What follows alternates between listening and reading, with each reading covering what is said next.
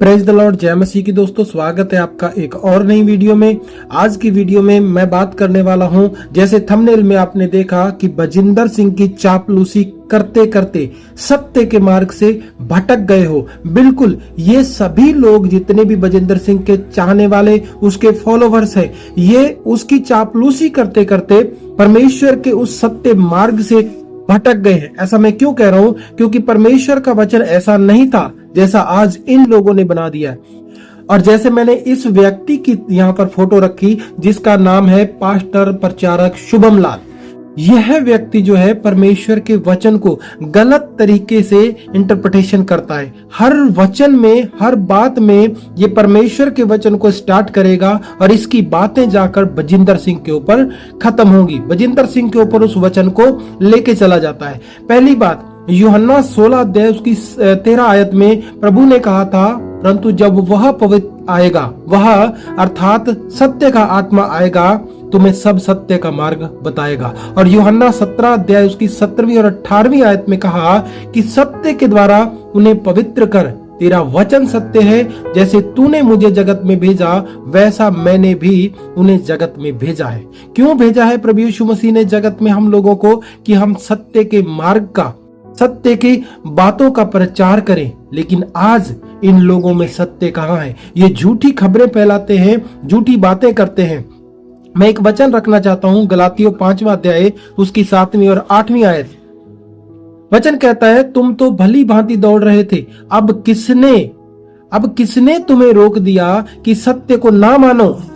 ऐसी सीख तुम्हारे बुलाने वाले की ओर से नहीं है।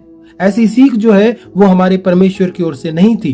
तुम तो उस दौड़ में दौड़ रहे थे, लेकिन अब किसने तुम्हें रोक दिया? क्यों रुक गए हो तुम उस दौड़ में?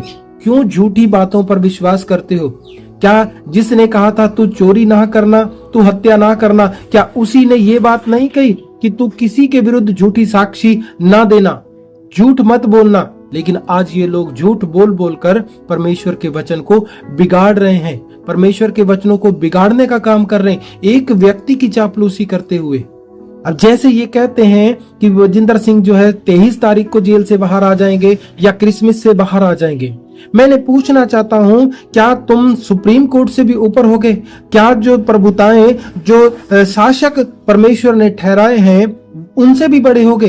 क्या वो परमेश्वर की ओर से नहीं है? जो जजेस हैं और जो आज मंत्री और जो प्रधानमंत्री हैं, क्या वो परमेश्वर की तरफ से नहीं ठहराए हुए? इब्रानियों 10:26 कहता है, क्योंकि सच्चाई की पहचान प्राप्त करने के बाद यदि हम जानबूझकर पाप करते रहें तो पापों के लिए फिर कोई बलिदान बाकी नहीं है। ये जानबूझ के पाप हो रहे। क्यों?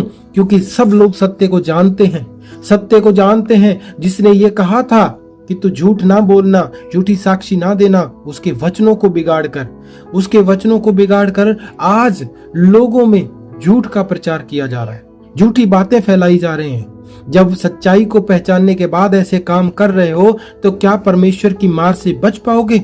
क्या पापों के लिए फिर कोई बलिदान बाकी रह जाएगा? बिल्कुल भी नहीं। बहुत सारे लोग कहेंगे कि भाई तेरे को क्या है अगर वो झूठ बोलते हैं? क्यों भाई, हम परमेश्वर के दास नहीं है क्या हमें परमेश्वर के लोगों की परवाह नहीं है? हम भी परमेश्वर के लोगों को स्वर्ग में जाते हुए देखना चाहते हैं। ऐसा ना हो कि तुम गलत शिक्षा में आकर परमेश्वर के उस राज्य से वंचित हो जाओ और सदा के लिए तुम नरक में चले जाओ। सो मसीह में मेरे प्रियो, मैं तुमसे कहना चाहता हूं, जैसे दूसरा पतरस उसका 1 अध्याय 12 आयत में पतरस कहता है, इसलिए यद्यपि तुम ये बातें जानते हो और जो सत्य वचन तुम्हें मिला है उसमें बने रहते हो, तो भी मैं तुम्हें इन बातों की सुधि दिलाने को सर्वदा तैयार रहूंगा। क्यों तैयार रहूंगा? आगे कहता है, मैं यह अपने लिए उचित समझता हूं कि जब तक मैं इस डेरे में हूं तब तक तुम्हें सुधि दिलाकर उभारता रहूं। ठीक वैसे ही आज मैं तुम सब लोगों को बोलना चाहता हूं कि परमेश्वर के सत्य मार्ग से ना भटको, परमेश्वर के सच्चाई की ओर बढ़ते जाओ, झूठी बातों पर विश्वास ना करो, झूठी बातें ना फैलाओ।